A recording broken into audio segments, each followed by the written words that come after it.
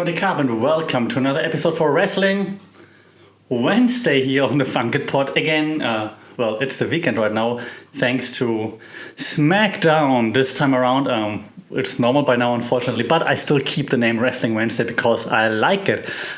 Before we go talk about SmackDown, though, we talk about AEW Dynamite. Dynamite now back at where they used to be, right?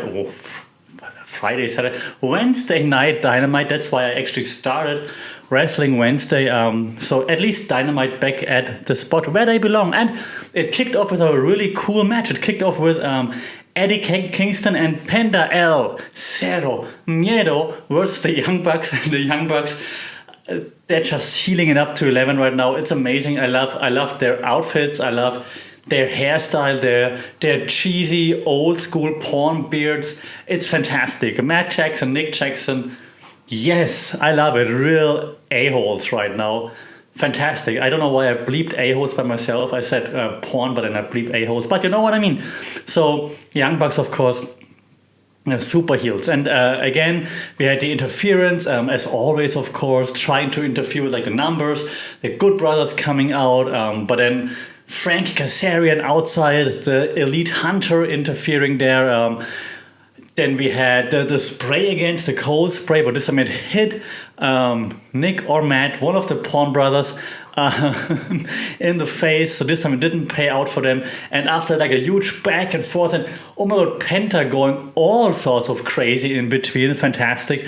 Great match. After like a back and forth and so on, eventually Penta and Eddie Kingston, after like each of them hit the finishing move, they pick up the victory, which of course tells us they will not win the titles, obviously, but that was a fun match. That was cool. It's nice to see that the interference not always works. It doesn't work in a match. That doesn't matter, of course. It's gonna work again later down the road.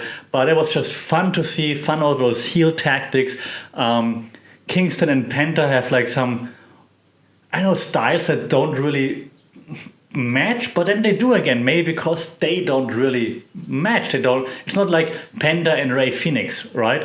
It's like day and night, yin and yang, maybe. And that's why it fits. So that was fun. That was really fun. Then we see Christian Cage like prep talking Jungle Boy again. It's a bit weird. That needs to eventually lead to Cage and Jungle Boy fighting. Like Jungle Boy is gonna be like, dude, okay, it's all right, but Dad, shut up now. Anyway, so they still, like Jurassic Express, they still thank Christian Cage for having the back and so on.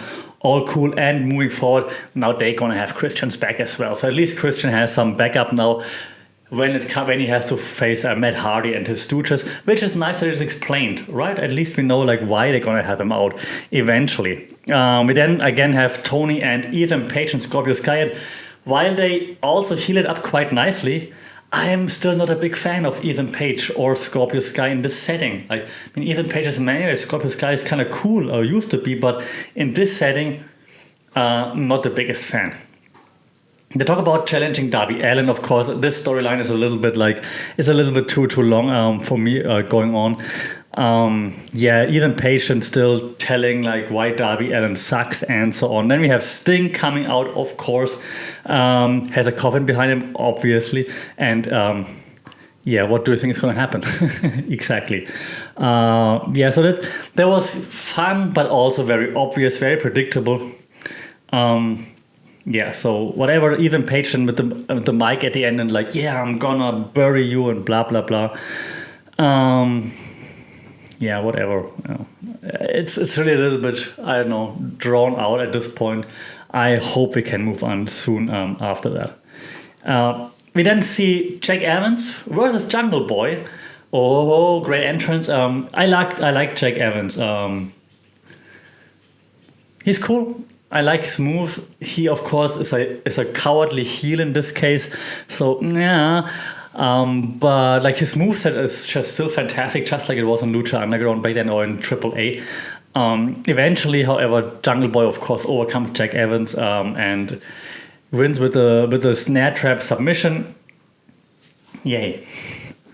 No surprise, right? I think it was his 50th win. Like Chris Jericho on commentary was like celebrating it, like he's like Floyd Wade, man, 50. No, not 50, but 50 wins. It was kind of nice. We then go backstage, but then MJF is sealing it up again.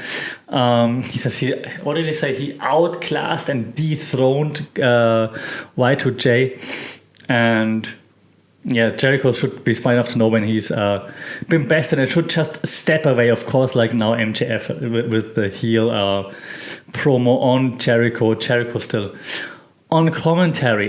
We then also see Alex Abrahantes talking with Andrade El Idolo, and Andrade El Idolo announced that he will fight this Matt Seidel, Matt whatever. So he dismisses Matt Seidel. He's like, this Matt whatever guy interrupted his great entrance last week, so he's gonna face him at Road Rager. Oh god, I can't do those accents. I'm sorry. So he will face him at Road Rager next week in Miami. Party in the city where the heat is on.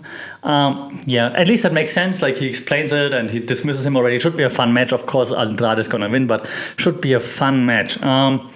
Then we have Tony again introducing Kenny, and of course Kenny is like, yeah, I'm untouchable, I'm the best, blah blah blah. Then the Dark Order comes out and then confronts Kenny, and he's like, yeah, none of you deserves a title shot. And like, yeah, none of us here just yet, but our friend. And then Kenny Omega's like, if you talk about who I think you're talking about, and then he just tears down the cowboy. So eventually then when in the back, then Hangman Adam Page is like, don't you think I can stand up for myself? Like, why are you doing this? And they're like, yeah, you of course you can, but sometimes you need a push. So now believe in yourself. It's your time. You got this. So they building now to Adam Page versus Kenny Omega. So this is gonna be a fun match eventually when it happens, of course. We had Miro as the TNT champion versus Brian Pillman Jr. Brian Pillman Jr. tried a few things, hit a few things, but then Miro just brutalizes him, and eventually he has like this jumping roundhouse kick, and then the game over submission, and then that's it. So that was like, Brian Pillman Jr. looked okay in the beginning, but then of course it was all Miro, and that's just how he has to be portrayed there. We had WWE style match as well. Nyla Rose and Vicky Guerrero versus Britt Baker and Rebel. That was just terrible. That was BS. That was not good. They got rid of Nyla Rose real quick. Then Vicky tapped in because she thought she could pin Britt Baker. But then after this bash of Nyla Rose, Vicky was all alone, and she dripped. Britt Baker dripped Vicky, and then just hit or mounted the lockjaw, and Vicky Guerrero had to tap out. But that was BS. Sorry.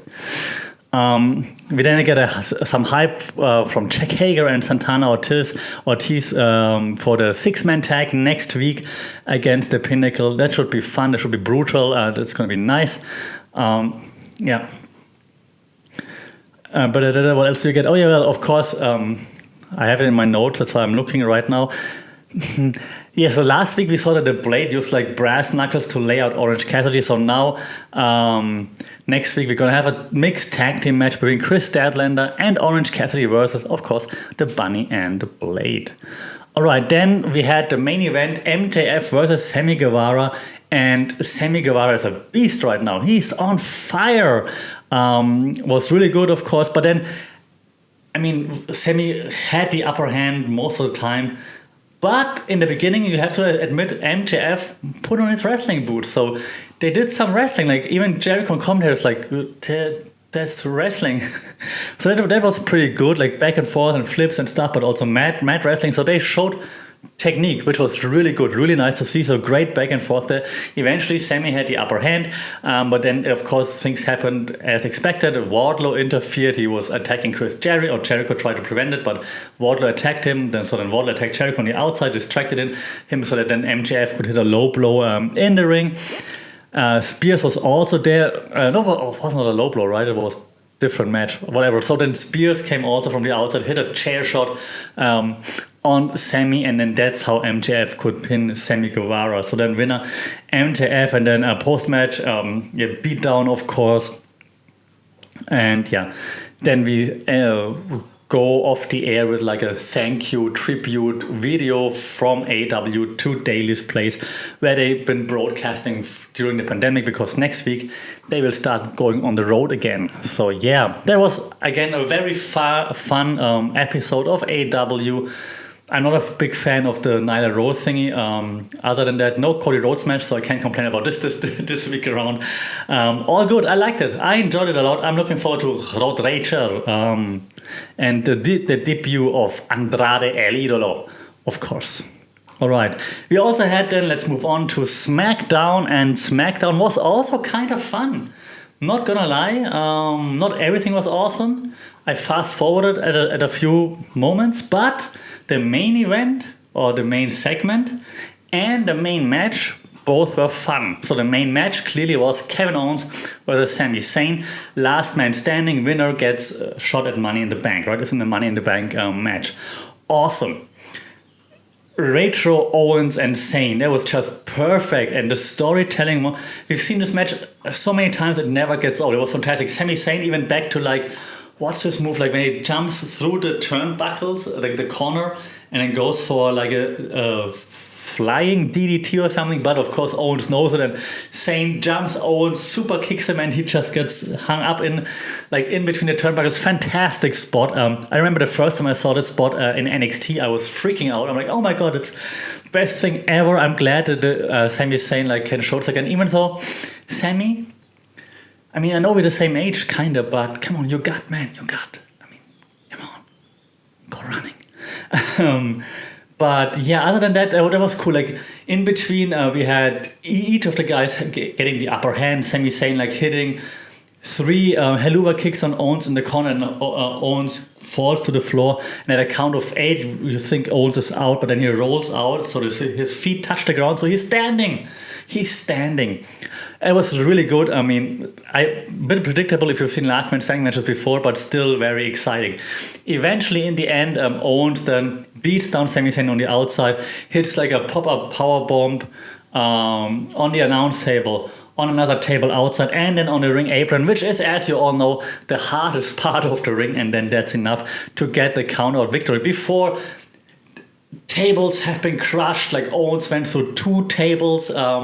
Insanity. So great match, especially for a TV match. I enjoyed this. Kevin Owens, Sami Zayn should main event. But we all know this. We've been knowing this for the last 5 years or so. KO, Sami Zayn throws Cesaro in. That's the real main event, people. We know this. Give them the main event. But it was fun. But then the main event segment, so to speak, was then Edge and Jimmy Uso. In the beginning, of during the whole SmackDown show, Jimmy Uso talked to Paul Heyman, hey Paul, where's Roman? Okay, he's not here. I don't know. Paul Heyman didn't say anything in the beginning. Okay, I'm gonna show Roman that a family belongs together. I'm here for him. I'm gonna call out Edge.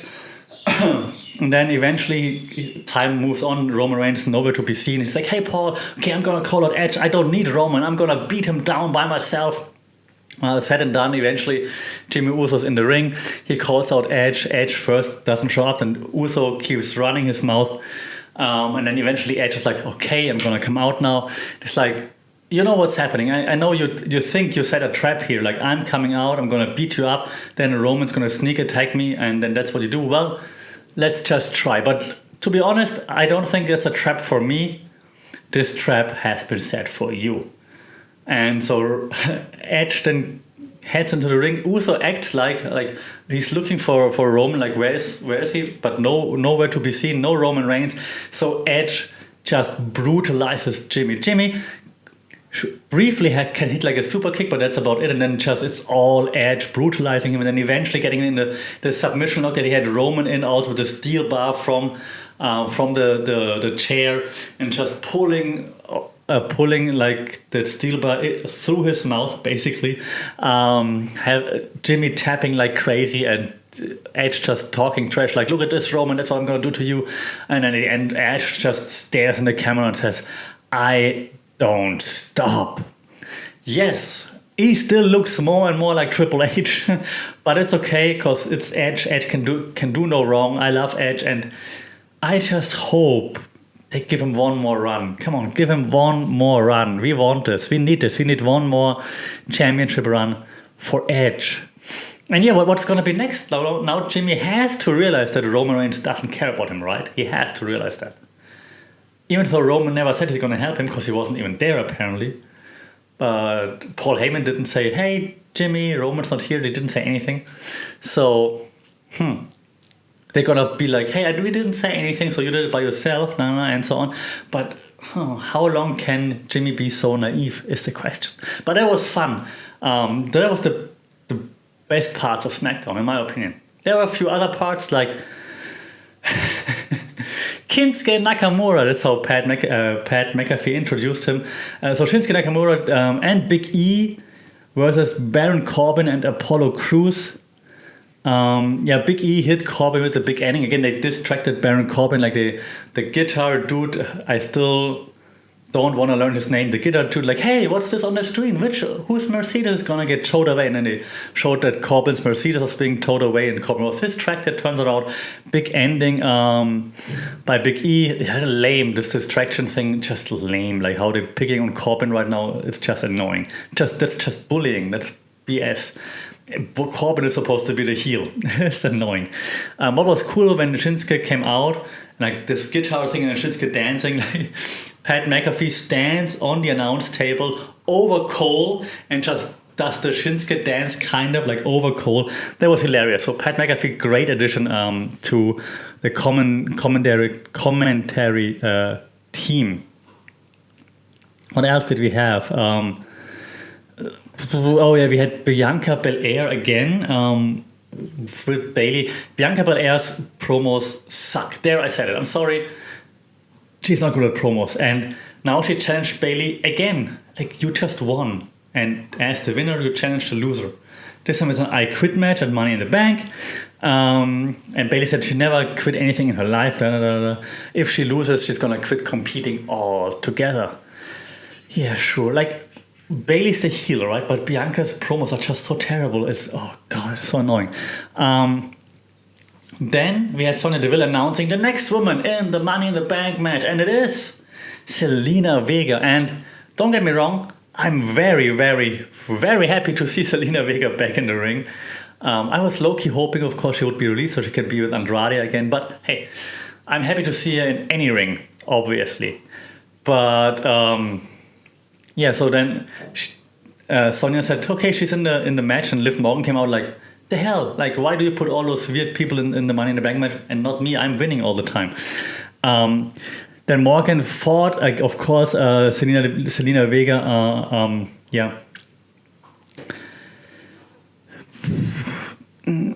I wonder how often they can do this. Like, how many more times are they going to do, like, announce someone in the Money in the Bank and then Liv Morgan comes out like, what about me?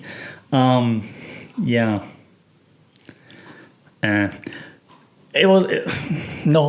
struggling. I see why they're doing it to like put Liv Morgan over, but also it's like very repetitive all the time. I mean twice, but you see where this is going. So, not a big fan of this, to be honest. Just to bring like Zelina Vega out and then have Liv Morgan go over and just run her down. We had Seth Rollins arguing with the officials over Edge receiving a title shot. Like, Rollins said, "I'm the one who should have a shot." I what the hell? But then they told him this is not how it works. But he can face Cesaro with the Money in the Bank spot on the line. Again, let's hope Cesaro wins this time. Last time Rollins kind of won, right? I believe. So it would be nice if Cesaro gets this. And maybe he wins Money in the Bank. That would be awesome.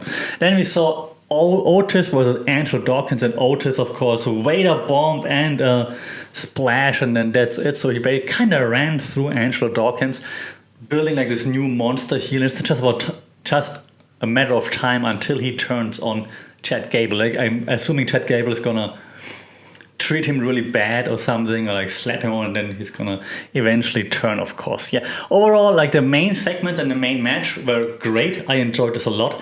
The rest, but still, it was nice to watch. It's like, I don't know, 90 minutes or whatever it is, like an hour or something. maybe an hour or something, or only matches. It's okay, it's fun. Not as good, in my opinion, still as AW. Thanks, Tony Khan, for the checks, but still fun. So I enjoyed this a lot. Thank you very much. Okay, let me know what you think, of course. What do you think is going to happen in Money in the Bank? More shenanigans? Return of James Ellsworth? We will talk about this next week then, of course. All right, that's it for this week in wrestling. Let me know what you think. Did you enjoy Dynamite, SmackDown? Did you watch Raw? To be honest, I'm not missing it right now. Ever since I banned it because it was so bad, I'm not missing it right now. Let me know what you thought about those two shows, or maybe let me know if you think I should watch Raw again. Until then, don't forget to pick out a 2. Stay safe, take care, and I'll see and talk to you next time. Sawadee Krap.